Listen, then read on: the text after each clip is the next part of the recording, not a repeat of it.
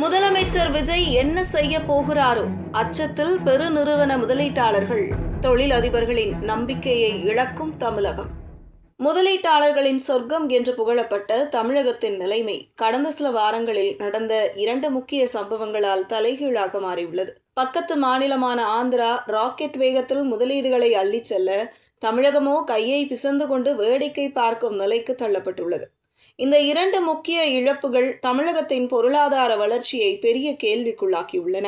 இந்தியாவின் மிக முக்கிய இராணுவ திட்டமான 5ஆம் தலைமுறை ஸ்டெல்த் போர் விமான சோதனை மற்றும் ஒருங்கிணைப்பு மையத்தை ஹொசூரில் அமைக்க தமிழக அரசு கடந்த 3 ஆண்டுகளாக பேச்சுவார்த்தை நடத்தி வந்தது. இதற்காக ஹொசூர் விமான நிலைய திட்டத்துடன் சேர்த்து 100 ஏக்கர் நிலத்தை முற்றிலும் இலவசமாக தரவும், 3.5 கிலோமீட்டர் நீளமுள்ள ஓடுதளத்தை அமைக்கவும் தமிழகம் தயாராக இருந்தது.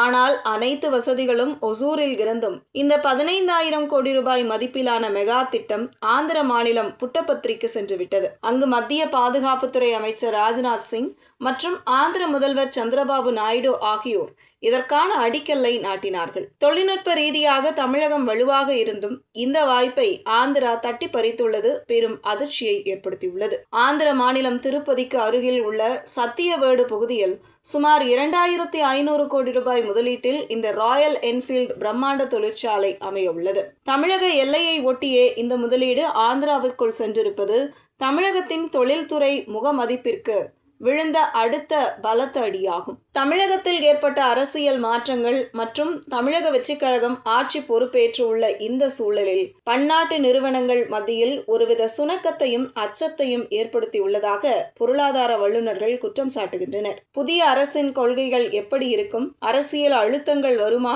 என்ற பதற்றத்தால் புதிய நிறுவனங்கள் தமிழக அரசுடன் முதற்கட்ட பேச்சுவார்த்தை நடத்தக்கூட தயங்குகிறார்கள். தொழிலதிபர்களின் நம்பிக்கையை தமிழகம் இழந்து வருவதையே இந்த சம்பவங்கள் காட்டுகின்றன என்று பரவலாக கூறப்படுகிறது. கடந்த திமுக ஆட்சியில் தொழில்துறை அமைச்சர்களுக்கு முதலீட்டாளர்களுடன் இருந்த நேரடி தொடர்புகள் இந்த புதிய ஆட்சியில் விடுபட்டு போயுள்ளன. உலக சந்தையில் முதலீட்டாளர்களை கவரும் ஆற்றல் படைத்தவர்களின் பங்களிப்பு இல்லாதது தமிழகத்திற்கு ஏற்பட்டுள்ள மிகப்பெரிய இழப்பாக பார்க்கப்படுகிறது.